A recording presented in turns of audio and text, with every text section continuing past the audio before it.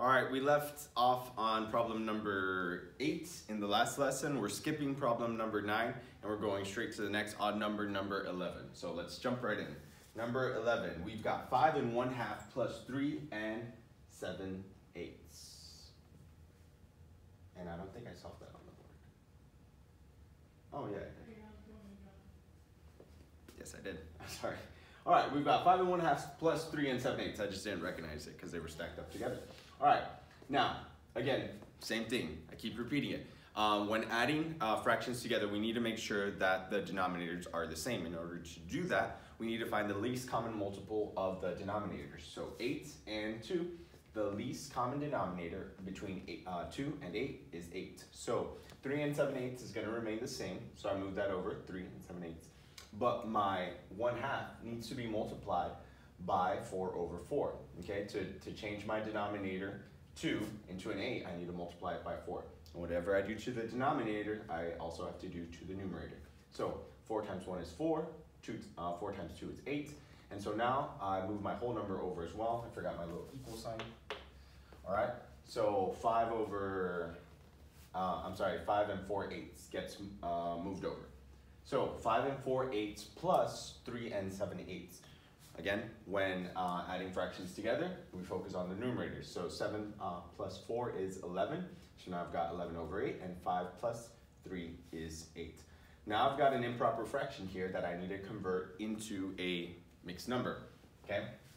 So how many times does 8 go into 11 evenly? It goes into it 1 time evenly, so 1 whole goes evenly into it. That means that whole is going to go into the 9, okay? So that 1 goes into the 9, the whole goes into, into the 8 to make it a 9. And now we have left over 4.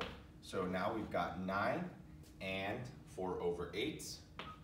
This can be divided by 4, and we're going to steal from that. We're going to break into this guy's spot. All right. 4 goes evenly into both of them. 4 goes into 4 1 time evenly. Sorry, let me move it over here. 1 time evenly, and 4 goes into 8 2 times evenly. All right, and my 9 transfers over. That might be a little hard to see. Sorry. Final answer to this one is 9 1/2. Let's move that line so you can see. All right, 9 1/2 is the final answer. Next, let's go on to problem number 13. We've got 4 1/2 times 2/3, okay? And you see the parentheses around both of the fractions. That's referring to multiplication, okay? So let's go ahead and multiply these fractions together. 4 1/2 is a mixed number, and it needs to be converted into an improper fraction. So I went ahead and did that by multiplying the denominator by the whole number 4. So 2 times 4 is 8, plus 1 is 9. So now I've got 9/2 times 2/3, okay? You could just multiply them, or you can cancel out. So 2 goes into 2 1 time evenly, 3 goes into 9 3 times evenly. So 3 times 1 is 18, 1 times 1 is 6 to give us the final answer, 3. I could have done that here. 6 goes into 18 3 times evenly. Your final answer to problem number 13 is 3. But again, don't just steal my final answer. Make sure you are showing your work, and I will see it when you turn it in this Thursday or today. So today, probably Brother John or Brother David are gonna go by your houses. Make sure you turn in all of your work. Very important. Very important that you show your work and that you complete your assignments online. All right, on to number 15. We've got 5 divided by 1 1/2, and you can't see my division sign. 5 divided by 1 1/2. Same thing as when multiplying fractions. With mixed numbers, we need to make sure that the mixed number is converted into an improper fraction. So I did that. 5 divided by 3/2. How did I get that? I multiplied the denominator by the whole number. So 2 times 1 is 2, plus 1 is 3. So now I've got 3/2. Okay? I can't divide this, but I can multiply it by its reciprocal. Okay? I feel like I am missing something here. Let's see, problem number 15 I'm in. I don't know why I put this 2 here. Let's go ahead and erase that, because that's probably going to change it. All right, so now I've got 5 times 2/3. I really need to erase that, all right? So now we've got 5 times 2 over 3. We've got 10 over 3. All right, 10 over 3, and then how many times does 3 go into 10 evenly? It goes into it 3 times evenly. Okay, 3 times 3 is 9, and I've got a remainder of 1/3. Sorry about the mess. All right, so our final answer is 3 and 1/3 for number 15. Next, we have a missing number in a sum.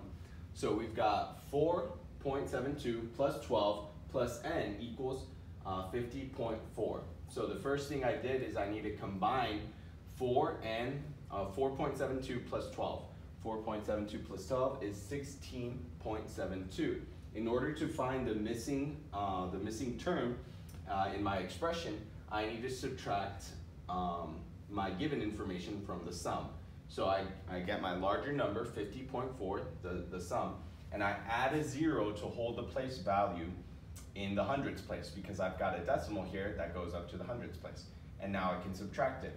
Can't take away 2 from 0, so I've got to borrow all the way from the 5, make that a 4, which makes this a 10, which makes that a 9, which makes this a 14, borrow from the 14 to make that a 13, and this a 10. 10 minus 2 is 8, 13 minus 7 is 6, 9 minus 6 is 3, and 3 minus 1 is 3. To give us a final answer of 33.68. So 4.72 plus 12 plus 33.68 would equal 50.4. So n equals 33.68. Make sure you show your work. Problem number 15, 17, 19. Write 7% as a fraction. As we've gone over before, a percentage is simply a fraction with the denominator of 100. Okay?